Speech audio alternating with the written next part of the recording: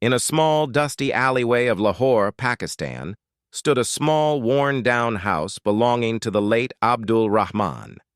His grandson, Jack, a young man in his mid-20s, lived in this humble abode.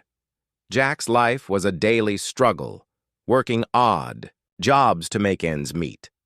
His grandfather's passing had left a void in his life, but also a mysterious inheritance.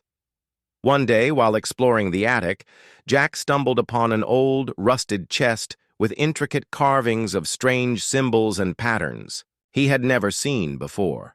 The chest seemed locked, but after some effort, the rusty lock creaked open. Inside, Jack found a mix of old clothes, yellowed letters, and peculiar devices that seemed out of this world. Among the devices, one small, sleek gadget caught his eye. It was about the size of a smartphone but had a strange, pulsating glow. Jack's curiosity got the better of him, and he decided to examine it further. As Jack touched the device, it suddenly sprang to life, projecting a holographic screen in front of him. A being unlike any Jack had ever seen appeared on the screen. The being had large, almond-shaped eyes and skin that seemed to shift and change color like the shadows on a moonlit night.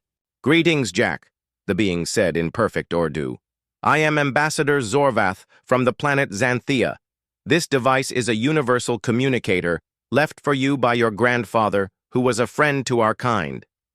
Jack's mind reeled as he tried to process the information. His grandfather had always been a bit of a mystery, but he had never imagined this. "What do you mean?"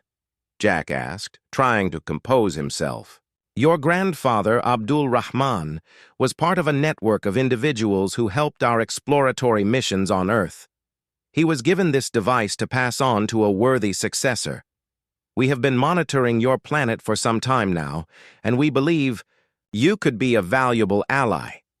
Jack's questions poured out like a flood, and Ambassador Zorvath patiently answered them, explaining that they were willing to share technology with Jack that could improve his life and potentially benefit humanity. Over the next few weeks, Jack received several packages from the Xantheans. Each package contained advanced technology that seemed like magic to Jack. There was a device that purified water, another that generated clean energy, and a small robot that could repair and maintain machinery. One package contained a small, sleek vehicle that hovered above the ground, running on a virtually limitless power source. Jack's life was transformed overnight as he started using these technologies to help his community. News of the miracle worker spread, and people began to look up to Jack with a mix of awe and suspicion. The wealth and recognition that followed were unprecedented for Jack. He became a local hero, and his humble house was transformed into a high-tech haven. However, with great power comes great responsibility, and Jack knew he had to tread carefully. As Jack's influence grew, so did the expectations from him. People began to ask for more, not just from the technology, but from Jack himself. He found himself at the center of attention, with some hailing him as a savior and others questioning his motives. Ambassador Zorvath, sensing Jack's turmoil, reached out. "Jack, the power we have given you is not just a gift, but a test. You have shown great potential, but there are those who would seek to misuse this technology. You must be cautious and wise in how you proceed." Jack realized that his newfound wealth and influence came with a price. He had to navigate the complex web of human politics and ethics, all while keeping his alien benefactor's trust.